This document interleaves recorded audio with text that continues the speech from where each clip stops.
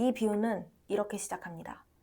내가 진실로 진실로 너희에게 이르노니 문을 통하여 양의 우리에 들어가지 아니하고 다른 데로 넘어가는 자는 절도며 강도요 문으로 들어가는 이는 양의 목자라.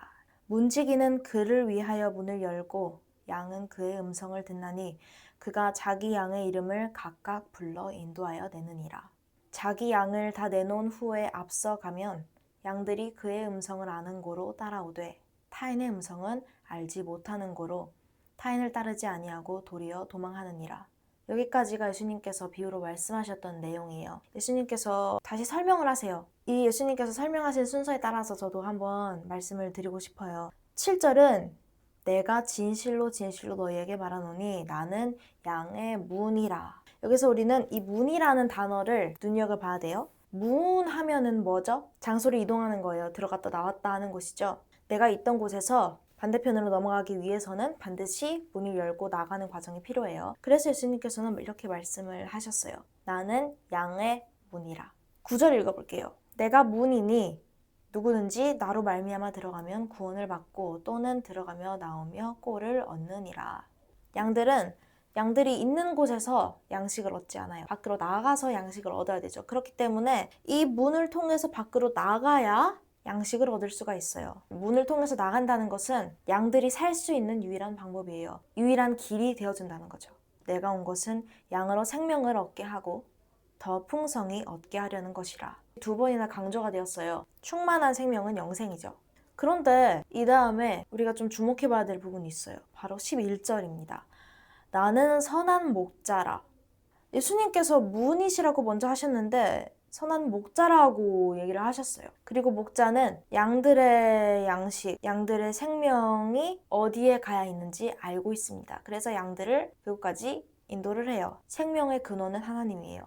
하나님 자체가 생명이시고 그렇기 때문에 그분으로부터 나온 그 생명을 우리가 받아서 우리가 숨을 쉬고 살아갈 수 있게 되었습니다. 양들이 살 수 있도록 하는 그 생명의 근원이 되시는 하나님이 계세요. 근데 양들은 그곳을 찾아갈 수가 없어요. 그렇기 때문에 예수님께서는 생명 되신 하나님이 계시는 그곳으로 우리를 인도하시기 위해서 양의 우리로 오신 거죠. 즉 통로이자 길이자 인도자가 되어주시는 겁니다. 단순히 이곳으로 나가면 생명을 얻을 수 있다, 양식을 얻을 수 있다라는 방향을 알려주시는 통로에 그치는 게 아니라 그 과정까지 안전하게 친히 인도를 하신다는 거예요. 모든 과정을 다 책임을 지시겠다는 거죠. 이쯤에서 한번 12절을 볼게요. 삭구는 목자가 아니요 양도 제 양이 아니라 이리가 오는 것을 보면 양을 버리고 달아나나니 이리가 양을 물어가고 또 해치느니라. 삭구는 목자처럼 보인다는 거예요. 그의 겉모습이나 보여지는 행위로 보면 목자와 구분할 수 없을지 몰라요. 진짜 목자처럼 보이죠. 하지만 아니다라는 거죠. 진리처럼 보이지만 아닙니다.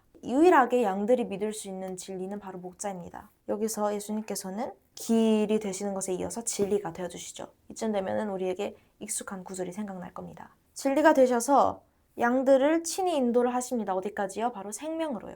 결국 우리의 길이요 진리요 생명이신 예수님의 모습을 이 선한 목자 비유에서 분명하게 나타내어 보이고 계신다는 겁니다. 14절 볼게요.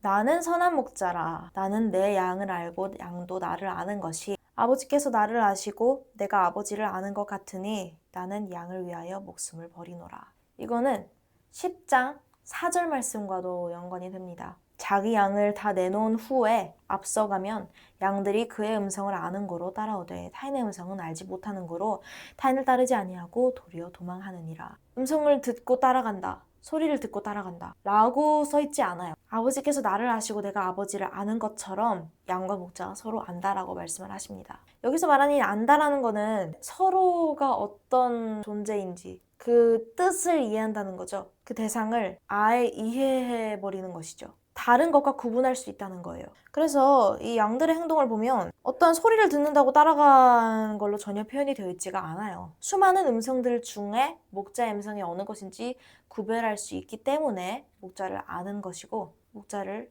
따라서 갈 수 있는 것이죠. 수많은 이 타인의 음성들이 어느 것인지 다 알고 있을 필요가 없어요. 정답이 되시는 그 목자 한 분의 음성만을 우리가 정확히 알고 있으면 다른 혼란을 주는 소리들로부터 목자의 음성을 구별하고 걸러낼 수 있는 능력이 생기게 되는 거죠. 그래서 이게 바로 우리가 성경에 충실해야 되는 이유가 되어줘요. 성경은 예수님의 음성 그 자체거든요. 우리가 이 성경 하나만 제대로 내 것으로 삼으면 예수님의 음성, 목자의 음성을 그 누구보다 정확하게 분별할 줄 아는 능력을 갖추게 됩니다. 또 이 우리에 들지 아니한 다른 양들이 내게 있어. 우리에 들지 않았다는 것은 우리 바깥에 있다는 거예요. 세상에 있는 양들을 뜻하죠. 근데 놀라운 것은 그 양들이 내게 있으라고 하셨어요. 예수님께서는 세상에 있는 우리에 들지 않은 신앙의 영역에 있지 않은 다른 사람들마저도 나에게 있다고 하십니다. 강한 책임을 느끼고 계신다는 거예요. 그러면서 이렇게 말씀을 하십니다. 내가 인도하여야 할 터이니 그들도 내 음성을 듣고 한 무리가 되어 한 목자에게 있으리라. 그래서 이게 정말 우리가 세상 사람들을 배척하고 욕하지 말아야 할 강력한 이유가 됩니다. 우리가 어떻게 감히 그분의 책임 아래에 놓여있는 그 양들을 배척할 수가 있겠습니까? 내가 어떻게 함부로 판단하고 멀리하고 그런 일은 일어날 수 없죠. 우리는 그럴 자격이 없습니다. 오늘 제가 준비한 내용은 여기까지입니다. 정말 그 어떤 말씀 못지않게 예수님께서 정확히 우리에게 어떤 계획을 가지고 계시고 실제로 우리에게 어떤 의미이신지를 정말 잘 나타내 보여주는 말씀이라고 생각해요.